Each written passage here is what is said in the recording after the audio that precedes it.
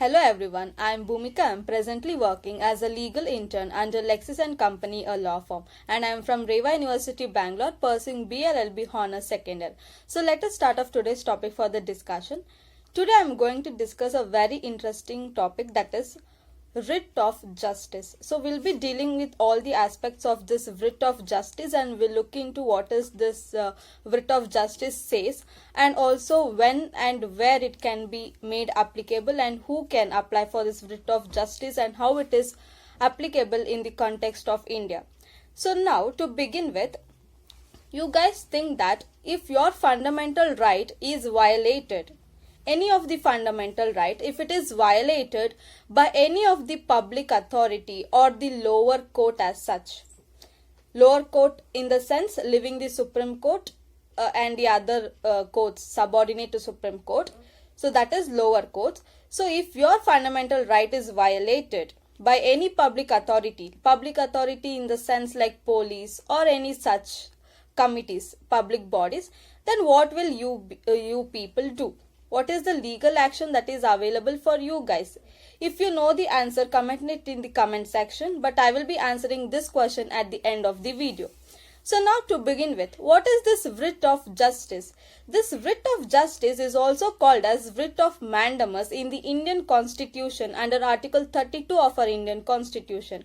So this writ meaning is that we order. So now, who will order in this context? When a case is filed, the order comes from the higher court, that is the Supreme Court. So Supreme Court, for whom will it order? It will order to any lower court or subordinate court to Supreme Court, and also it gives orders to the public authorities or the public bodies and public officials as such. So Supreme Court is ordering something to these public authorities and the lower courts as such. So now, when this writ of mandamus can be used by the citizens is that when their fundamental rights are violated, because we can file a case under this Article 32 only when our fundamental rights are violated. So now, when your fundamental rights get violated, when any lower court or a public authority is trying to discharge the duty or it is not discharging the duty, two things need to be kept in the mind, that is when the public authority is trying to discharge the duty and also when it is not discharging the duty. In these two situations, in this due course of time, when your fundamental right is getting violated, you can approach the Supreme Court and file a case under Article 32 of the Constitution saying that your fundamental right is getting violated. It can be any fundamental right which is guaranteed to you. So if it is getting violated, then Supreme Court, if it is satisfied by your approach and by your petition, then it will direct and it will command. So the mandamus writ says that Supreme Court commands, or we command, that is the judiciary. So Supreme Court commands the public authority to give back your fundamental rights and not to violate it again. So now I will give you an example for easy understanding. For example, you are there in a flat, or example, I'm in front of my flat, there is a huge heap of garbage which is not cleaned for weeks by the municipal authority, which is a public body. So this municipal authority didn't clean that garbage. So what is happening due to this? Due to this, my fundamental right that is guaranteed under Article 22, that is right to live in a clean environment, is getting violated. So this blatant violation of my fundamental right, I can approach Supreme Court under Article 32 saying that municipal corporation or municipal authority is not discharging their duty, so that it is violating my fundamental right, and I can seek Supreme Court to give orders to this municipal authority to discharge its duties properly. So this is one such example.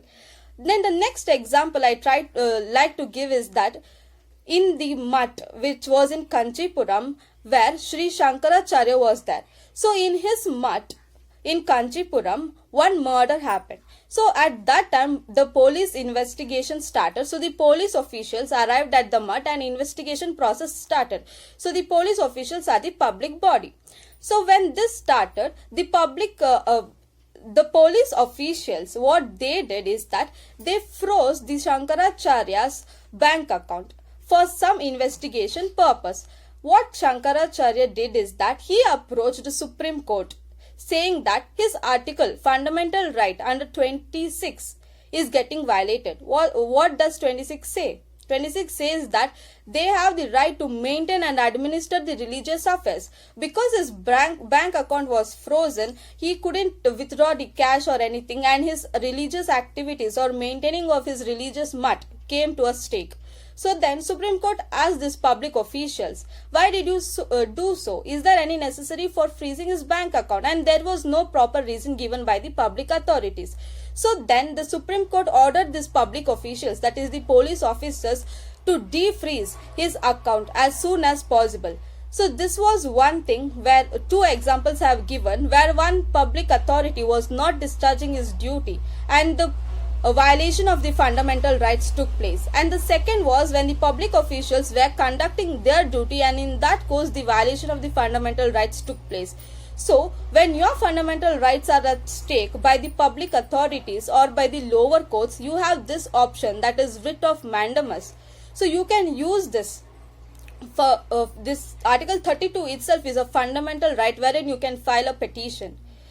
And that time the judiciary issues various writ, and one of the writ is called as this writ of mandamus, that is writ of justice. At any stake, justice will be given to you by Supreme Court. So now also here locus standi does applies here, because only the aggrieved person can approach Supreme Court. Okay, so now this is the writ of mandamus. So if your fundamental rights are getting violated by public officials, you can approach Supreme Court and it issues the writ of mandamus if it is satisfied. So I hope you got insights on this writ of justice, which is an important tool to make the executives check on the part of executive to be checked by the judiciary itself. So by saying this, I hope you people got some insights on this writ of mandamus, and thank you for watching this video.